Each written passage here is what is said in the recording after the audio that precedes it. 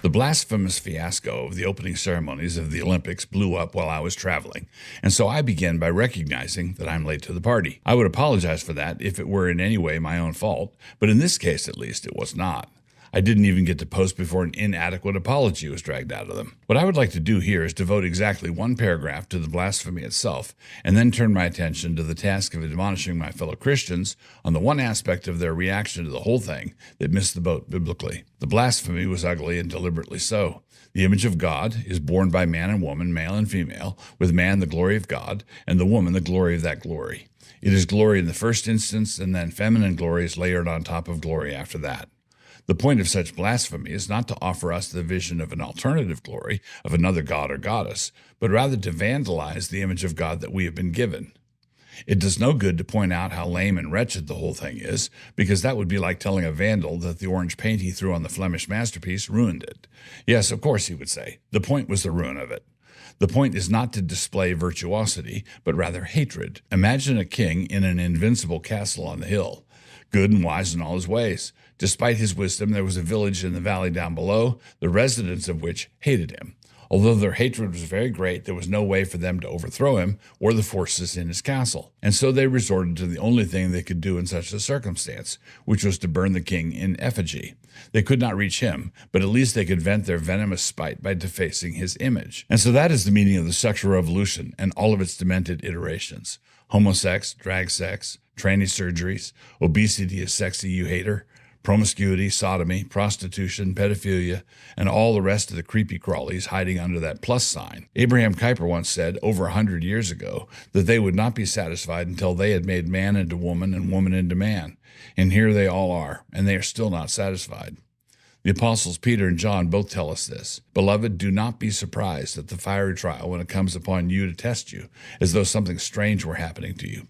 1 Peter 4:12, ESV. Do not be surprised, brothers, that the world hates you. 1 John 3:13, ESV. Do not be surprised. Do not be surprised. He who says A must sooner or later say B. Just a few verses before the citation from 1 Peter, he tells us that the pagans are surprised when Christians refuse any and all invitations to plunge with them into the same river of dissipation. And so, Peter argues, don't be surprised when their surprise turns venomous. You did not go headlong with them into their torrent of porn, and so you must be putting on airs. You must think you are all that. You must be one of those holy joes, the kind that need to be taken down a few notches. And a few verses before John's exhortation to not be surprised, there was a reference to one major component of worldliness being the lust of the flesh, 1 John 2:16. And then in the next verse he sums up the vanity of all such lust. And the world passeth away, and the lust thereof. But he that doeth the will of God abideth forever. 1 John 2:17. Don't be surprised. Idolaters are constantly faced with the task of trying to obtain from a finite thing what only the infinite can provide. And the more they work at trying to achieve this fantasy goal, the harder they have to squeeze. It is like trying to squeeze fresh orange juice from your driveway gravel, and the only thing that keeps them going in this fruitless quest is the demand for autonomy.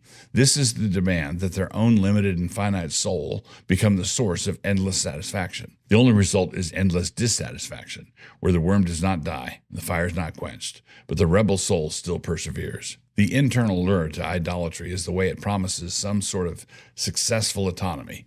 The autonomy lies in the very nature of sin, but the lie in the sin promises that if the sinner refuses to repent, if he pushes on just a little bit farther, then the promised enlightenment will come. The promises are being made to an empty vessel by an empty vessel, but in the grip of lust, this is conveniently overlooked.